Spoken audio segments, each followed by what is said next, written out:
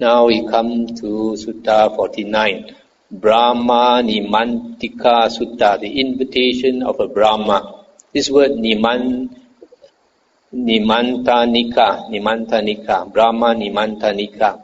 This Nimantanika, just like a lot of Pali words, has crept into the Thai vocabulary. So the Thai word for invitation is Nimun. So here from the Nimantanika. So that Niman has become Nimun in Thailand. So whenever you in Thailand they invite each other, they say Nimun. Thus have I heard. On one occasion, the Blessed One was living at Savatthi in Jeta's Grove, Anatta Bindika's spa. There he addressed the monks thus, "Monks, Noble Sir," they replied. The Blessed One said this, "Monks, on one occasion I was living at Ukata in the Subhaga Grove at the root of a royal sala tree. Now on that occasion, a pernicious view had arisen in Baka the Brahma thus: this is permanent, this is everlasting, this is eternal, this is total, this is not subject to pass away. For this neither is born, nor ages, nor dies, nor passes away, nor reappears. And beyond this there is no escape." Let's stop here for a moment. So here this Baka Brahma, he thinks that his world is permanent and everlasting because he has such a long lifespan. He has been there for so long as he can remember. And he doesn't see that he is getting any older because devas, they don't see the body growing old. So he thought that he is permanent. And the Buddha said, "I knew with my mind the thought in the mind of Baka the Brahma. So just as quickly as a strong man might extend his flexed arm, or flex his extended arm, I vanished from the root of the royal sala tree in the Subhaga Grove at Ukata and appeared in the Brahma world. Baka the Brahma saw me coming in the distance and said, 'Come, good sir, welcome, good sir. It is long, good sir, since you found an opportunity to come here. Now, good sir, this is permanent, this is everlasting, this is eternal, this is total, this is not subject to pass away. For this neither is born, nor ages, nor dies, nor passes away, nor reappears. And beyond this there is no escape.' When this was said, I told Baka the Brahma, 'The worthy Baka the Brahma has lapsed into ignorance. He has lapsed into ignorance in that he says of the impermanent that it is permanent, of the transient that it is everlasting, of the non-eternal that it is eternal, of the incomplete that it is total, of what is subject to pass away that it is not subject to pass away, of what is born, ages, dies, passes away and reappears, that it neither is born, nor ages, nor dies, nor passes away, nor reappears. And when there is an escape beyond this, he says that there is no escape beyond this.' Then Mara, the evil one, took possession of a member of the Brahma's assembly, and he told me, 'Monk, do not disbelieve him, for this Brahma is the great Brahma, the overlord, the untranscended, of infallible vision, wielder of mastery, Lord, Maker and Creator, most high providence, Master and Father of those that are and ever can be.'" Stop here for a moment. There is some other sutta that says this Mahabrahma, this great Brahma, he has been there for so long and for some time he was alone. Then he was thinking to himself, it'd be good if I had some friends or some company. Then after some time, some other beings were reborn in that heaven. And when he saw these beings being reborn in the heaven, he thought because of his wish that these beings are born. So because of that, he thought since he's the first in that heaven, he thought there's no other heavens because he does not know of other heaven. So he thought, as far as he knows, he's the highest heaven, and so he thought that he was God, that he is the creator. As soon as he thought he wants some company, and there they appear. And Mara continued, "Before your time, monk, there were recluses and Brahmins in the world who condemn earth through disgust with earth, who condemn water through disgust with water, who condemn fire through disgust with fire, who condemn earth through disgust with who condemn air through disgust with air, who condemn beings through disgust with beings, who condemn gods through disgust with gods, who condemn Pajapati through disgust with Pajapati, who condemn Brahma through disgust with Brahma. And on the dissolution of the body, when the life was cut off, they became established in an inferior body. Before your time, monk, there were also recluses and Brahmins in the world, who lauded earth through delight in earth, who lauded water through delight in water, who lauded fire through delight in fire, who lauded air through delight in air, who lauded beings through delight in beings, who lauded gods through delight in gods, who lauded Pajapati through delight in Pajapati, who lauded Brahma through delight in Brahma. And on the dissolution of the body, when the life was cut off, they became established in a superior body. So monk, I tell you this, be sure, good sir, to do only as the Brahma says.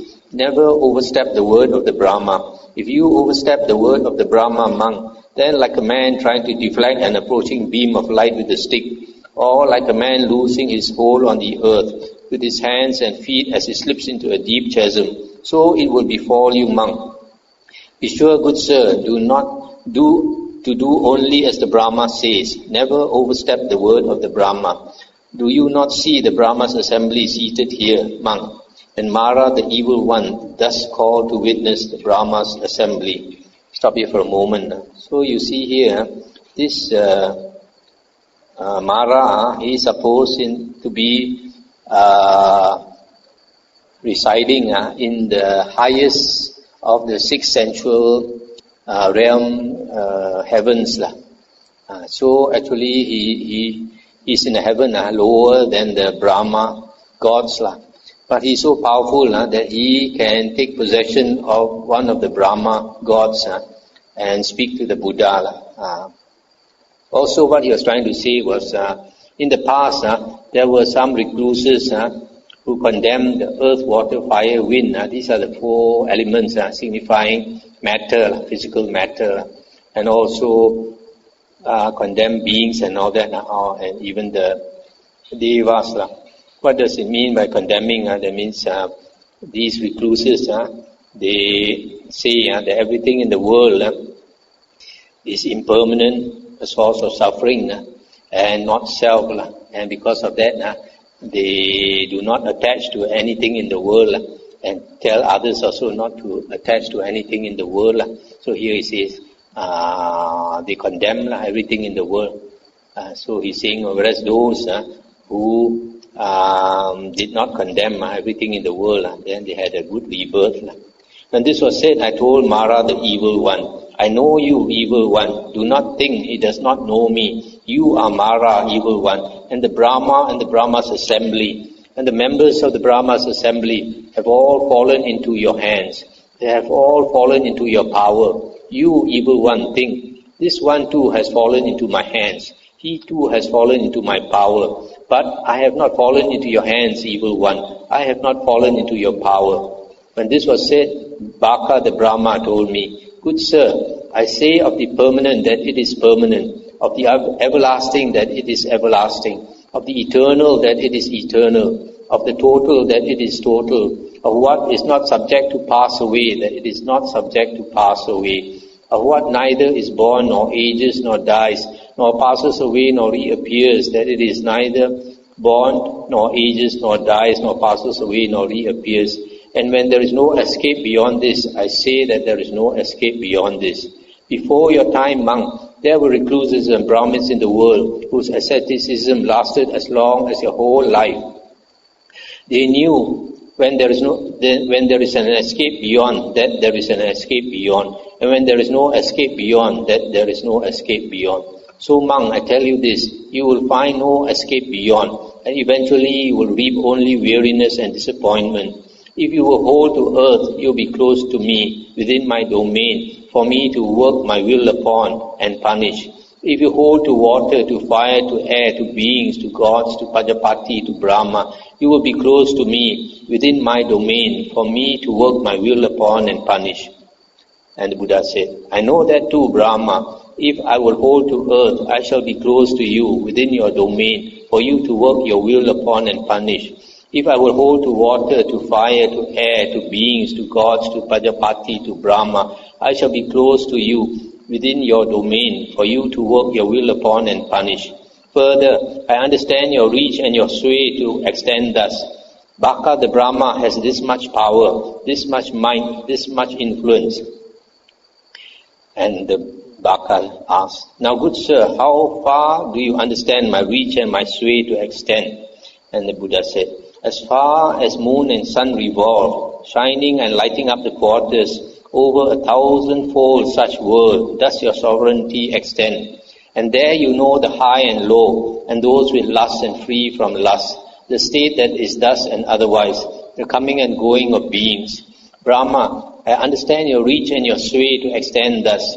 Baka, the Brahma, has this much power, this much might, this much influence. But Brahma, there are 3 other bodies which you neither know nor see, and which I know and see. There is the body called the gods of streaming radiance, from which you passed away and reappeared here. Because you have dwelt here long, your memory of that has lapsed, and hence you do not know or see it, but I know and see it. Thus Brahma, in regard to direct knowledge, I do not stand merely at the same level as you. How then could I know less? Rather, I know more than you. There is a body called the gods of refulgent glory. There is a body called the gods of great fruit. You do not know or see that, but I know and see it. Thus Brahma, in regard to direct knowledge, I do not stand merely at the same level as you. How then could I know less? Rather, I know more than you. Stop here for a moment. So here, the Buddha is telling this Brahma that he knows more than Brahma. Brahma has forgotten that he previously was in a higher heaven, and passing away from there, he appeared in this Brahma world. So the Buddha told him that there is this Brahma world is actually the world of the first jhana. And the Buddha is telling him this world of the gods of streaming radiance are in the realm of the second jhana. And then the gods of refulgent glory are in the third jhana. And then the gods of great fruit, Vihapala, are in the fourth jhana. So the Buddha can see all this, and this Brahma does not. Brahma, having directly known earth as earth, and having directly known that which is not commensurate with the earthness of earth, I do not claim to be earth. I did not claim to be in earth. I did not claim to be apart from earth. I did not claim earth to be mine. I did not affirm earth. Thus Brahma, in regard to direct knowledge, I do not stand merely at the same level as you. How then could I know less? Rather, I know more than you. Brahma, having directly known water as water, fire as fire, air as air, beings as beings, gods as gods, Prajapati as Prajapati, Brahma as Brahma, the gods of streaming radiance as the gods of streaming radiance, the gods of refulgent glory as the gods of refulgent glory, the gods of great fruit as the gods of great fruit, the overlord as the overlord, as all, and having directly known that which is not commensurate with the allness of all. I did not claim to be all. I did not claim to be in all. I did not claim to be apart from all. I did not claim all to be mine. I did not affirm all. Thus Brahma, in regard to direct knowledge, I do not stand merely at the same level as you. How then could I know less? Rather, I know more than you. Stop here for a moment. So here what the Buddha is saying is similar to what is found in the first sutta of the Majjhima Nikaya. The Buddha says that he, having known earth, he does not claim to be earth, does not claim to be in earth, does not claim to be apart from earth, does not claim earth to be mine, etc. So you have to look at the Majjhima Nikaya Sutta 1 to understand this part. Now, so Brahma asked, good sir, if you claim to directly know that which is not commensurate with the allness of all, may your claim not turn out to be vain and empty. And the Buddha said, the consciousness that makes no showing, nor has to do with finiteness, not claiming being with respect to all, that is not commensurate with the earthness of earth, that is not commensurate with the waterness of water, that is not commensurate with the allness of all. Stop here for a moment. This this 3 lines, the consciousness that makes no showing, nor has to do with finiteness, not claiming being with respect to all this. There is more of it in the Majjhima Nikaya Sutta number 11 called the Kevada Sutta. This, the Buddha is talking about the state of Nibbana, where the Buddha says that Nibbana is a state where the 6 consciousnesses have stopped. Even though the 6 consciousnesses, the 6 sense consciousness has stopped, there is another type of consciousness which is infinite, and here it says makes no showing because it has no object. Unlike the consciousness of the 6 consciousnesses, the 6 sense consciousnesses, whenever it arises, there must be an object. But with the consciousness of Nibbana, there is no object. Because there is no object, there is no self. So this part about this Nibbana being with the consciousness, some monks who follow the Abhidhamma, they cannot accept because they cannot accept this. So, but in the sutta we see that this is what the Buddha says. And then the Brahma said, "Good sir, I shall vanish from you." And the Buddha said, "Vanish from me if you can, Brahma." Then Baka the Brahma saying, "I shall vanish from the recluse Gautama. I shall vanish from the recluse Gautama," was unable to vanish. Thereupon I said, "Brahma, I shall vanish from you." And he said, "Vanish from me if you can, good sir." Then I performed such a feat of supernormal power that the Brahma and the Brahma's assembly and the members of the Brahma's assembly could hear my voice but could not see me. After I had vanished, I uttered this stanza. Having seen fear in every mode of being and in being seeking for non-being, I did not affirm any mode of being, nor did I cling to any delight in being. At that the Brahma and the Brahma's assembly and the members of the Brahma's assembly were struck with wonder and amazement, saying, "It is wonderful, sirs, it is marvelous, the great power and great might of the recluse Gautama. We have never before seen or heard of any other recluse or Brahmin who had such great power and such great might as has this recluse Gautama, who went forth from a Sakyan clan. Sirs, though living in a generation that delights in being, that takes delight in being, that rejoices in being, he has extirpated being together with its root." Stop here for a moment. These devas, they judge each other, how great each other is, through 2 things. One is the light. The light, all the devas, they emit light. So if a deva is more bright than others, then he's considered to have more power. The other one is the psychic power. Psychic power. So here, this Mahabrahma, he has great psychic power. So he told the Buddha he's going to vanish away from the Buddha. But because the Buddha's psychic power was greater, and the Buddha controlled his mind, so that he said, I'm vanishing, but he could not vanish from the Buddha. And then the Buddha challenged him, and the Buddha said, I will vanish from you. Then he said, you go ahead. And then the Buddha immediately vanished, and all the devas could not see the Buddha, but could hear his voice. So they were amazed. They had never seen a human being with such great power.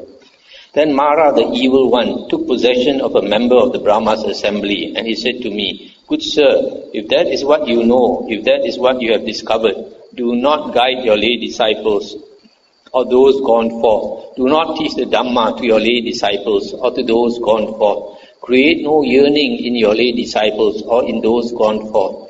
Before your time, monk, there were recluses and Brahmins in the world claiming to be Arahant, Sammasambuddha, and they guided their lay disciples and those gone forth. They taught the Dhamma to their lay disciples and to those gone forth. They created yearning in their lay disciples and in those gone forth. And on the dissolution of the body, when their life was cut off, they became established in an inferior body. Before your time, monk, there were also recluses and Brahmins in the world, claiming to be Arahant and Sammasambuddha. And they did not guide the lay disciples or those gone forth. They did not teach the Dhamma to the lay disciples or those gone forth. They created no yearning in the lay disciples or in those gone forth. And on the dissolution of the body, when their life was cut off, they became established in a superior body. So monk, I tell you this, be sure, good sir, to abide inactive, devoted to a pleasant abiding here and now. This is better left undeclared, and so, good sir, inform no one else. When this was said, I told Mara the evil one, I know you, evil one. Do not think he does not know me. You are Mara, evil one. It is not out of compassion for their welfare that you speak thus. It is without compassion for their welfare that you speak thus. You think thus, evil one. Those to whom the recluse Gotama teaches the Dhamma will escape from my sphere. Those recluses and Brahmin of yours, evil one, who claim to be Arahant Sammasambuddha, were not Arahant Sammasambuddha. But I, who claim to be Arahant and Sammasambuddha, am Arahant and Sammasambuddha. If the Tathagata teaches the Dhamma to disciples, he is such, evil one. This word such, the Pali word is tadiso. You can say thus. Sometimes they translate as thus. If the Tathagata teaches the disciple to disciples, he is such, evil one. And if the Tathagata does not teach the Dhamma to disciples, he is such. If the Tathagata guides disciples, he is such, evil one. And if the Tathagata does not guide disciples, he is such. Why is that? Because the Tathagata has abandoned the taints that defile, bring renewal of being, give trouble, ripen in suffering, and lead to future birth, aging, and death. He has cut them off at the root, made them like a palm stump, done away with them so that they are no longer subject to future arising. Just as a palm tree whose crown is cut off is incapable of further growth, so too the Tathagata has abandoned the taints that defile, cut them off at the root, made them like a palm stump, done away with them so that they are no longer subject to future arising. Thus, because Mara was unable to reply, and because it began with the Brahma's invitation, this discourse is entitled, On the Invitation of the Brahma. That's the end of the sutta. So, this sutta is one of those concerning the Maha-Brahma. And the Buddha went to him, firstly because he had wrong view, and secondly, usually because he has some affinity with the Buddha from the past life. Usually the Buddha goes to such devas because they were his teachers before in the past life. So he feels that he owes some gratitude to them, to help them to get right view. So he goes to such beings.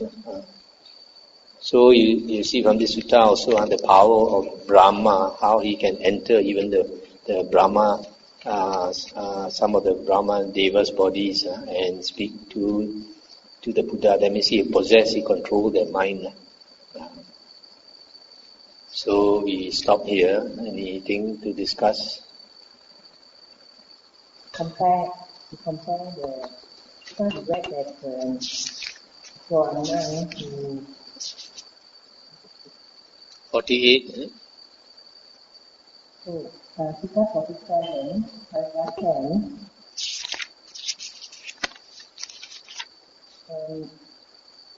where a man restrained here, he does not dwell in the Sangha or alone, he does not judge others. There are other monks who are unskilled, but this particular monk who practices well, he doesn't judge them. Sutta 47, paragraph 10. Yes. So, we also read in earlier suttas that the asavas are makers of measurement. So, for a monk or practitioner to abandon the whether I'm superior, inferior, or equal, that kind of view, this we'd like Bhante to please explain for a sotapanna, different stages of enlightenment, how would this be observed from the behavior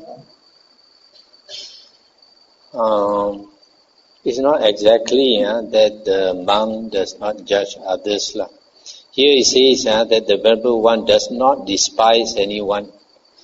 So it's not that he does not judge. He can judge, but he does not despise. Because he has compassion. He knows that all of us, we are on this spiritual path and we are at different levels. And so he because of that, he does not despise someone who is less than him. But then the thing about the not thinking others are superior or inferior or equal to him, I guess that is when a person has cut off this identity view. When you have the identity view, you identify yourself with this body and this mind. So when you have cut off this identity view, then you don't identify yourself with this body and this mind, then even you progress also, you don't think I progress.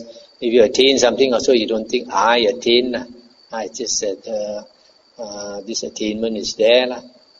So that's why, like the Buddha said, cleansed states cognizable through the eye or ear are found in the Tathagata. They are my pathway and my domain, yet I do not identify with them.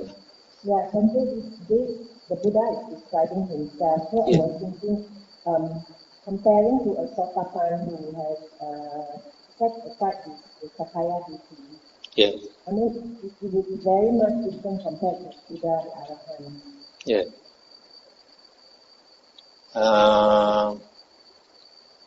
In this sense, probably not that different, because once a person, I guess, has cut Sakaya Ditti, if he, although he still has the self,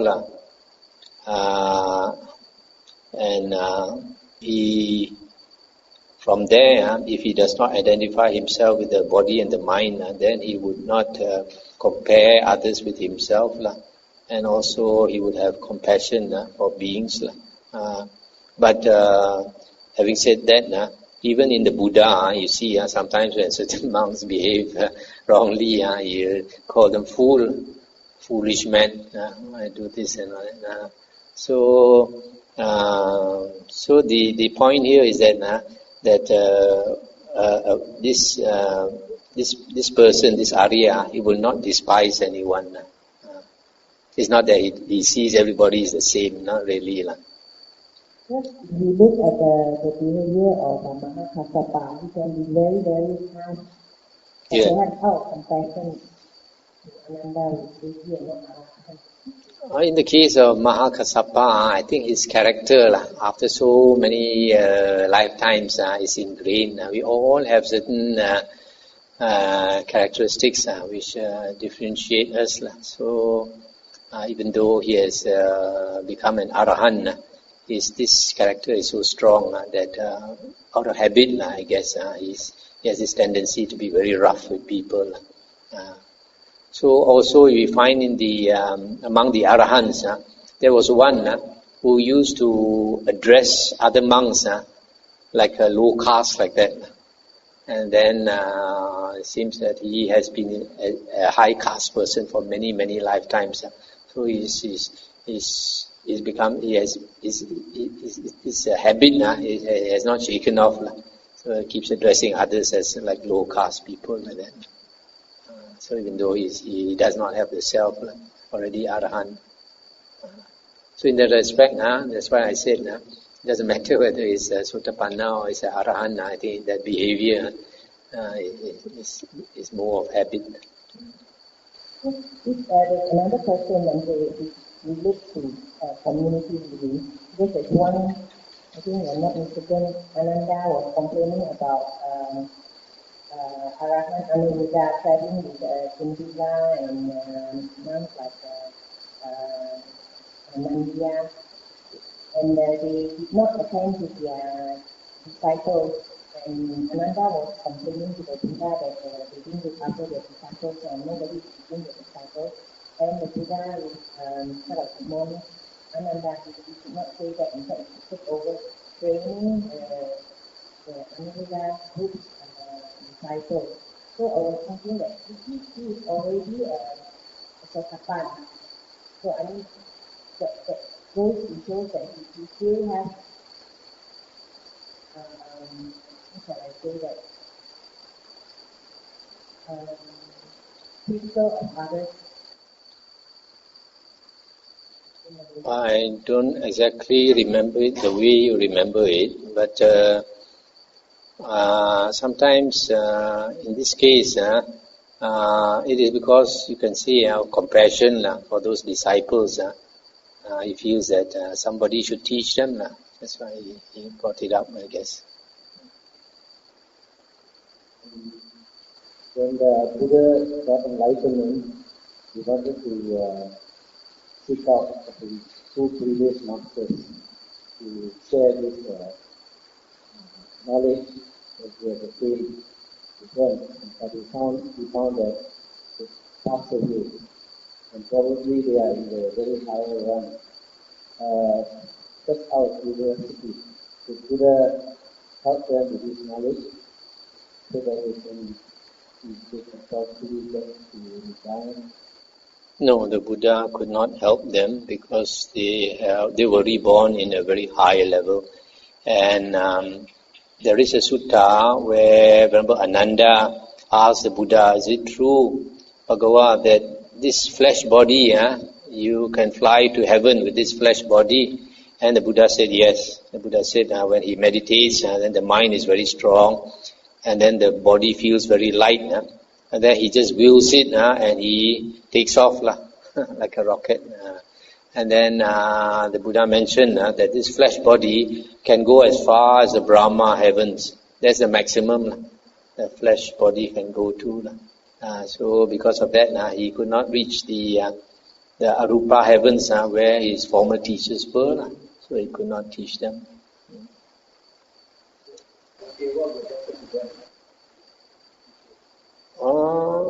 The Buddha says, you remember just now you read that section, the Buddha says whether he teaches the Dhamma or he does not teach the Dhamma, he's always thus, he's always such.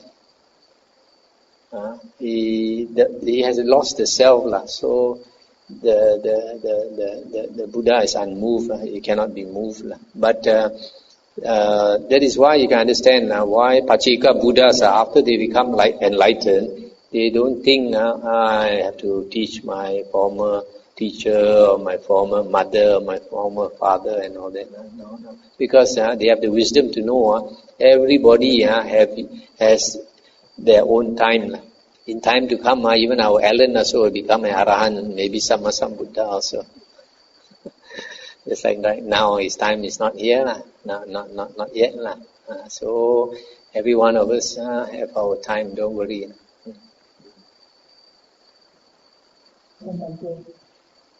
For people who are speaking very seriously, oftentimes they will be very alone and they tend to keep to themselves. So I was wondering if a person is supposed to be very antisocial and even engage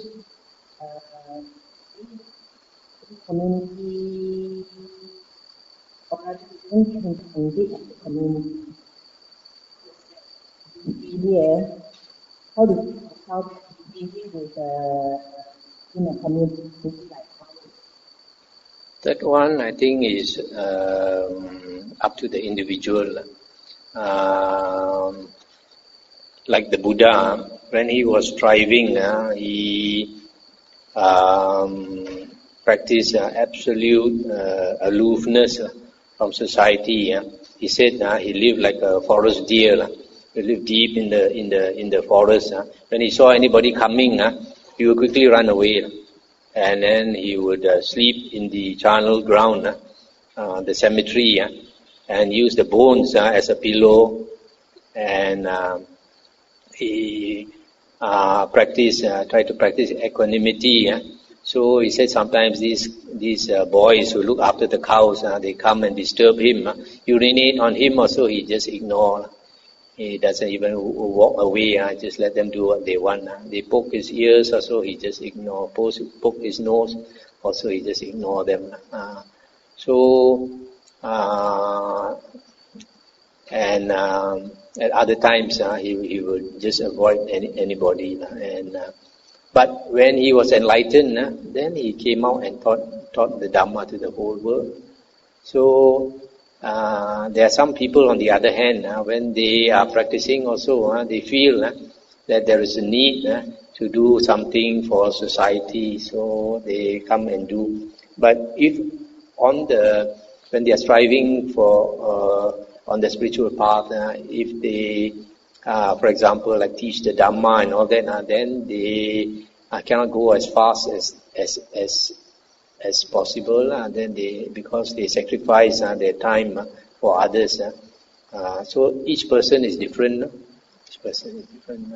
There are some people they strive very hard, and after they become enlightened, also they just go into deep forest and die in the forest. The character is like that. Each person has a different character. You cannot say anything about them.